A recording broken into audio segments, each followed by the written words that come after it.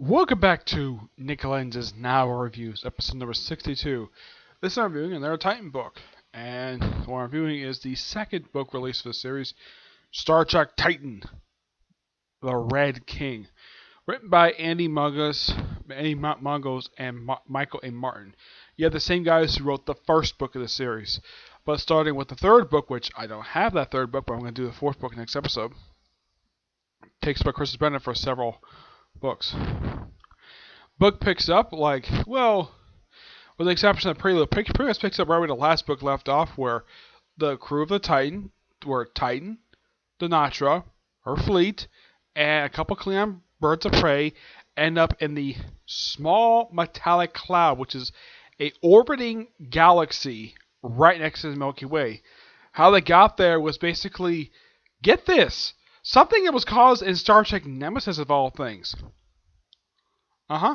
Yeah, this great bloom, which is a space rift, which, by the way, they explain this giant hole. Apparently, this was caused by the destruction of Shinzon's ship. Those of you wondering about the explosions, those are fireworks going off right near my house. Yep. So basically, Shinzon is indirectly responsible for sending these people there. And Titan is asked by the Notch in the previous novel to look for their fleet, and that's just where they end up here. In the case of the Red Kingdom itself, yeah, it's just this thing that's a myth. It's a way that's another name for the sleeper. It's this thing kind of controlling the whole small metallic cloud, and a group of humans are living here. The Nau, I think it's called. Apparently, according to dialogue, that Tuvok and Aknar counted these people like 80 years ago. Oh, and by the way, the guy standing behind Tuvok, yeah, that apparently is Aknar. Yeah, he here on the covers, he's portrayed by a book novelist model who just basically puts this off, and yeah, he's Aknar. Yeah, and this is confirmed. This is definitely Aknar. As what these explosions are, I think this is just a theory. It's probably from the bridge of the Titan. That's probably my theory. And by far, the alliance that was kind of established in Nemesis of the friendship between Sinatra and basically the Riker, yeah, dissolved by the end because of what she did with one of the Klingon ships. One of the corps was already destroyed anyways, the one that survived. Yeah, apparently she destroyed it. And apparently, because of them working together, yeah, she had to basically, he had to keep it a secret, but he says, those honor deaths, apparently all you, consider them all canceled. Yep. All because she played him.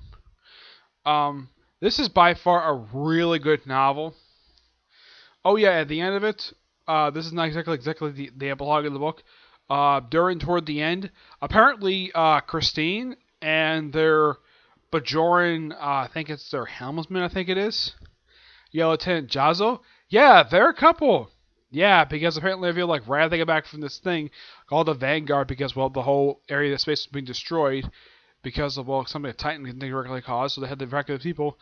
Apparently after they got back from this thing called the Vanguard, which is this asteroid thing which brought them there in the first place, yeah, apparently instead of now Jezza basically taking Christine to her quarters, he takes her to his quarters, and apparently off screen these two had sex. Not kidding. And she's like, Riker and Troy can get away with this no problem. So why not me? The only difference is the fact that she is this guy's superior officer. Yep.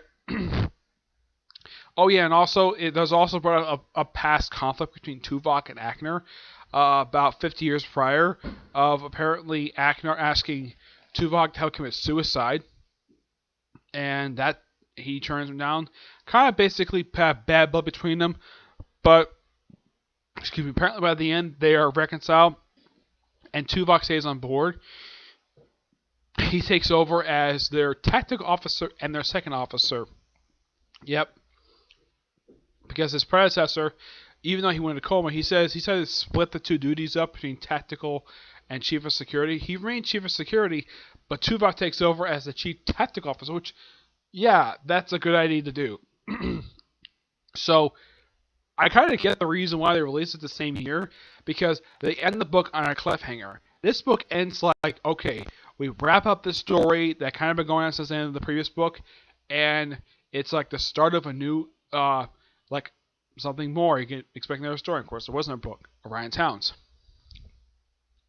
This book is fantastic. Highly recommended for people fans of Next Generation, mind you, and people are fans of Voyager because even if you, for people fans of Voyager, if you're a fan of Tuvok, you're gonna love this book. It's not that you're gonna love this entire series because he appears in all books. Though when Riker becomes Admiral, he is still stuck as second officer, which normally he would have got first officer position, but the first officer position was taken by a woman who was a supporter of a traitor. Yep. 9.5 out of 10. Really good novel. Alright, that's it for this episode. Stay tuned for when I get a chance to do episode 63. I'm going to cover not the third novel because I don't have any library, doesn't have a third novel. I'm going to cover the fourth novel, The Sword of Damocles. You'll find out my thoughts are about that in the next episode, okay? But to see you there. Bye.